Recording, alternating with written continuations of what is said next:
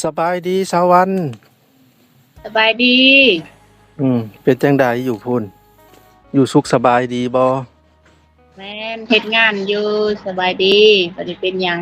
อืไปอยู่พุ่นก็เดือนกว่าๆได้เนาะโดยเออๆเพิ่นให้เงินเดือนเท่าใดไปอยู่พุ่นไปเฮ็ดงานอยู่พุ่นเพิ่นให้เดือนหนึ่ง4,000,000โอ้ถือว่าแพงบ่คนเดียวแล้วว่าเดือนละ4ล้านนะโดยอืมอืมเดือนหนึ่ง4ล้านโอ้ก็พออยู่ได้สำหรับอยู่บ้านเฮาเนาะแม่นคันว่าเอาเป็นวันก็วันหนึ่ง160,000โอ้อ้อๆถือว่าโอเคเลยแหละเดือนหนึ่ง4ล้านถ้าเป็นเงินบาทก็เท่าใด 5-6,000เนาะพี่น้อง6,000น้อยๆนี่แหละเนาะก็ถือว่าพออยู่แล้วแต่ว่าข้าวน้ำสำปลาเด้ซะกินเองซื้อกินเองก็ประหยัดกินเนาะโดยอืมๆๆก็พอได้กินบ่ได้เปลืองเพิ่นได้ผู้เดียวก็ได้แกงครึ่งหนึงก็เพอกินแล้วออและอันนั้นเป็นจังใดคิดฮอดลูกคิดฮอดเต้าอยู่เนาะขึ้นฮอดลูกนั่นแหละลูกก็ขึ้นฮอดคือเก่าหั่นแหละอืมแต่ก็ใดๆเนาะมันจำเป็นแบบว่าอ่านี่แหละเรื่องครัวนี่แหละเนาะ โดย เป็นจั่งใดซะอันเรื่องผัวเรื่องไอ้แก้วนี่เจ้าก็สรุปแล้วเจ้าน่ะสิเอาจั่งใดต่อบัดนี้ข้อยก็สิเลิกกับเลาหั่นแหละเนาะข้อยเป็นจั่งใดข้อยก็บ่กลับไปหาเลาเลาสิฆ่าสิตีข้อยก็บ่ยอมกลับไปหาเลาอืมเพราะว่าข้อยเบื่อแล้วอยู่นำก็บ่มีความสุขดอกอืม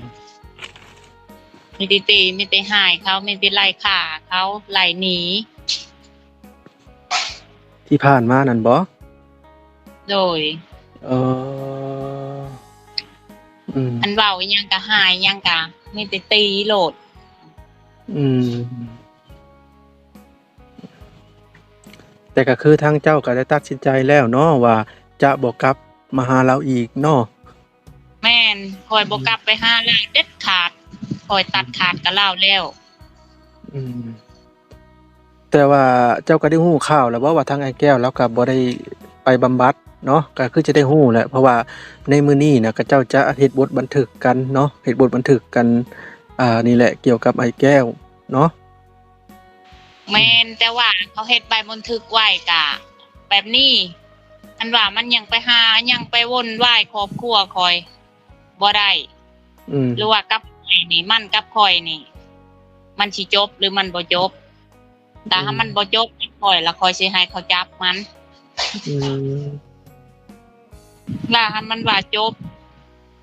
ก็แล้วไปอืม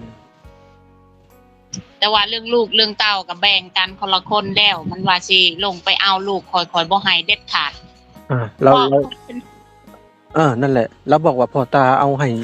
าคืนอันนี้เราเว้าเองแล้วบ่เนาะบ่เมื่อคืนนี่ข้อยก็คุยกับพ่อใหญ่ว่าบ่ให้เด็ดขาดหลานข้อยเราบอกว่าปล่อยให้ลูกให้หลานข้อยทรมานจักได้กินข้าวจักได้กินน้ำเบิ่งมือตีนบาดปูดเบิดจนสิเปื่อยเบิดมือตีนก็ได้ก็บ่ได้ปัวบ่ได้เบิ่งบ่ได้เอายามาให้แสดงว่าเราบ่ได้ให้ไปเอาเนาะแม่นบ่ให้ข้อยบ่ให้เด็ดขาดลูกข้อยแบ่งกันแล้วอา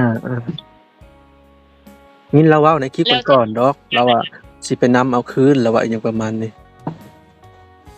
บ่ให้แล้วทีนี้มันก็ว่าบ่แม่นลูกมันเด้อืมมันบอกว่าอดิวน่ะบ่แม่นลูกมันว่ามีแต่ผู้น้อยลูกมันถ้าบ่แม่นลูกมันและลูกผู้ใดมันไปหาใส่ร้ายข้อยทั่วไปเบิดเว้าอิหยังก็เว้าไปเบิดบ่แม่นความจริงก็เว้าอืม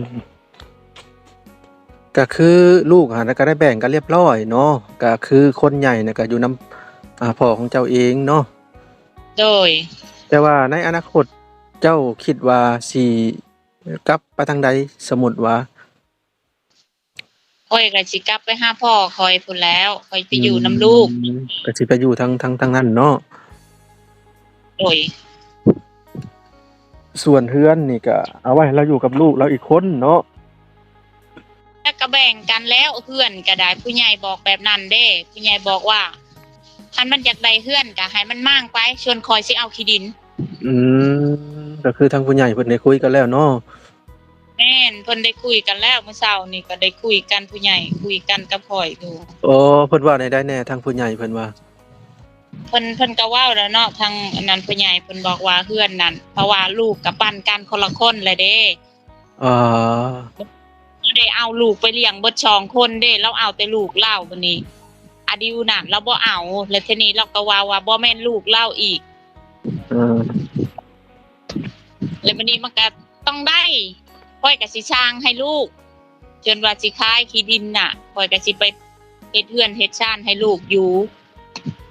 อ๋อก็คือ เพราะว่า แบ่งกันเฮือนนี่มั่างไปทางใดก็ได้หยังประมาณนี้เนาะ โดย อืม มันอยากได้เฮือนก็ให้มันเอาเฮือน แต่ว่ามันบ่อยากได้เฮือนมันอยากได้ขี้ดินข่อยก็สิเอาเฮือน อ่า แบ่งกันคนละครึ่ง อ๋อ ใหญ่เพิ่นบอกแบบนั้นเนาะให้แบ่งกันเพิ่นว่าเฮ็ดก็เฮ็ดให้เด็กน้อยเด้บ่ได้เฮ็ดให้ผู้ใหญ่เด้เพิ่นว่า แม่นเพิ่นเฮ็ดให้เด็กน้อย สมมุติว่าผู้ใดไปก็คือไปแต่โตอีหยังประมาณนี้เนาะ แม่น อ่าส่วนเฮือนส่วนเฮือนจนยังก็เป็นของลูกคือเก่าอีหยังประมาณนี้เนาะ โดย แต่ วันนี้เรื่องตอนที่ขึ้นเฮือนน่ะมันก็มีใบสัญญากันแหละเด้ว่าเขาก็บอกว่าท่านไอ้แก้วมันกินเหล้าเมายาแล้วมันเป็นคนพิษมันไปได้โตเขาก็บอกแบบนั้น แม่นในบทบันทึกการขึ้นเฮือนก็มีเรียบร้อยเนาะ แม่น อืมนั่น แล้ว ล่ะ ทีนี้มันก็ยังเฮ็ดคือเก่า มันก็ยังกินเหล้าเมายาแล้วก็มาโวยวายมาตีลูกตีเมีย เจ้าก็ได้เนาะ โดย ทั้งเจ้าก็คือ ไปทำงานอยู่พูนอยู่เวียงจันทน์พูนบ่ โดย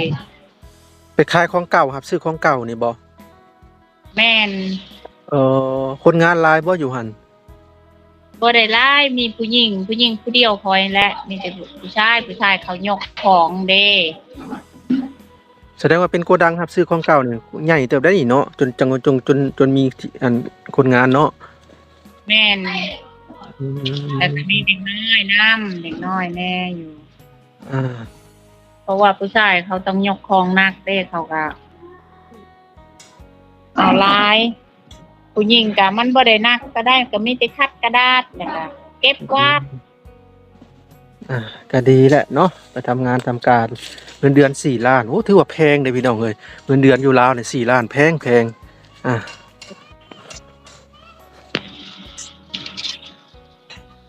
แล้วก็เราก็นี่แหละก็เฮ็ดบทบันทึกก็เรียบร้อยแล้ว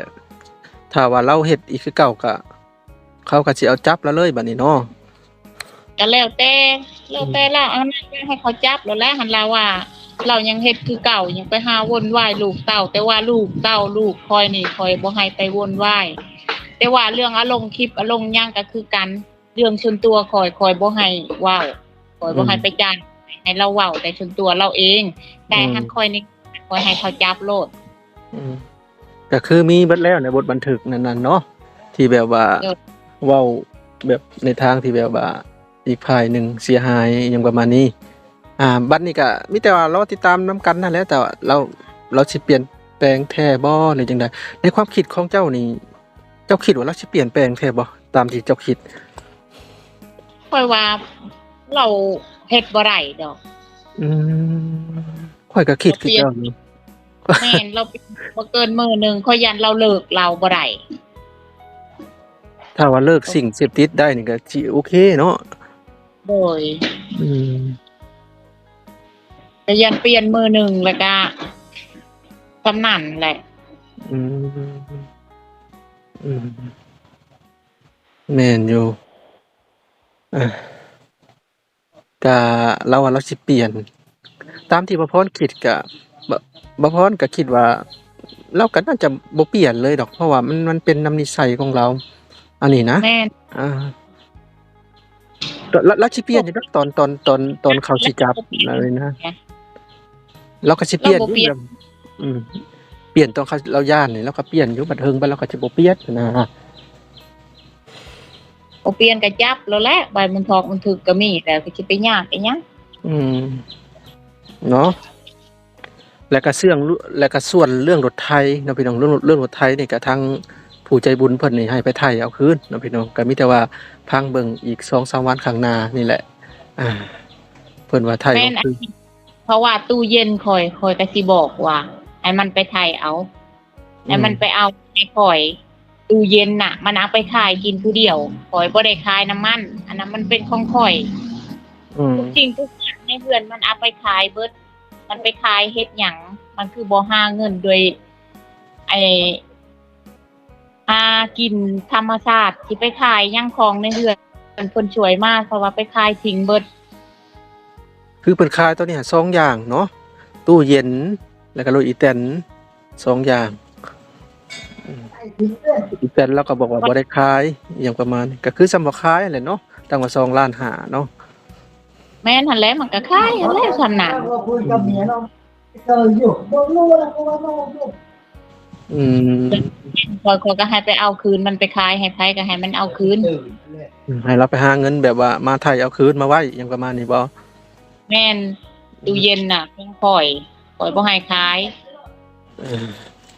เสื้อผ้าข่อยก็ให้มันเอามาคืนเอามาไว้ในเฮือนเบิดมันว่ามันเอาไปจูดทิ้งมันเอาไปทิ้งมันไปทิ้งเฮ็ดหยังเสื้อผ้าข่อย แล้วเราก็บอกว่ามีคนลักเสื้อผ้าลูกเต้าแล้วนั่นนี่เรา ไผที่เสื้อผ้าโอ้ยบ่มีไผสิไปลักเสื้อผ้าดอกคันบ่ไปทิ้งของเขา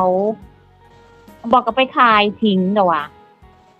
เราว่ามีคนลักบางทีเราก็ตู้ใช่ผู้นั้นผู้นี้ว่ามาเอาเครื่องมาหยังที่จริงเราลืมเองช่วงนั้นน่ะเราลืมบางทีเสื้อผ้าลูกแล้วเราก็ทิ่มไปหามข้อยเห็นยางยาอยู่ตามถนนเขาว่าเสื้อผ้าลูกแล้วหั่นแหละแปลว่าเขาเจ้าแก้แล้วบ่ได้เก็บมารวบรวมนะ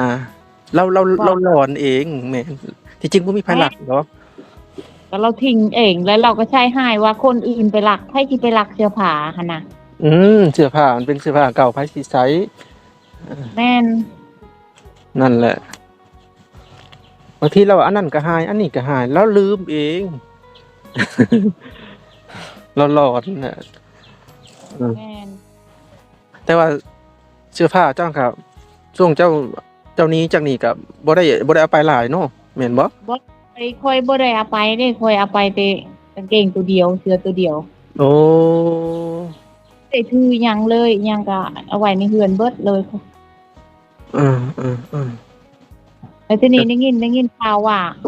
ไปถามลูกสาวเนาะว่าเสื้อผ้าคอยอยู่ไสวะเจ้าไปเอาบ่ลูกเขาเว้าใครสิไปเอาเสื้อผ้าเจ้ามาไว้อยู่พี่ อ๋อแม่นแหละ ไปหาเว้า เสื้อผ้าใหม่ก็มีบ่ที่ยังค้างคาอยู่บนนี้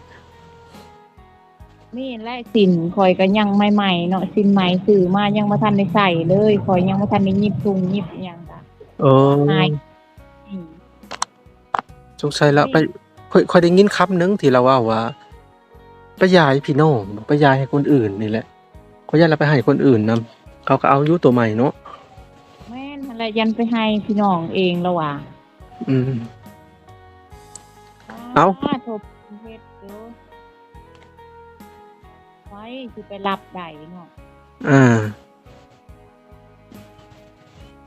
ก็บ่มีไผรับได้ดอกเนาะมันเป็นนํตัวเราเอง มันเป็นน้ำโตเราบ่เปลี่ยนเอาไปใจเจ้าของไปบอกเจ้าซ่อนก็บ่เอาอยู่นำกันมาจนนี้ตั้งเฮิงว่าเฮ็ดค้าๆจะใส่จะนี่ก็บ่เฮ็ดบ่สร้างนี่ก็อยากอยู่ เอาโอเคชาววันก็มีแต่ว่าสิสอบถามซำนี้แหละเนาะก็เรื่องของเจ้ากับเราก็น่าจะจบลงเพียงซำนี้เนาะก็บ่ได้มีหยังอีกแล้วเนาะ โดย เอาโอเคเด้อไปก่อน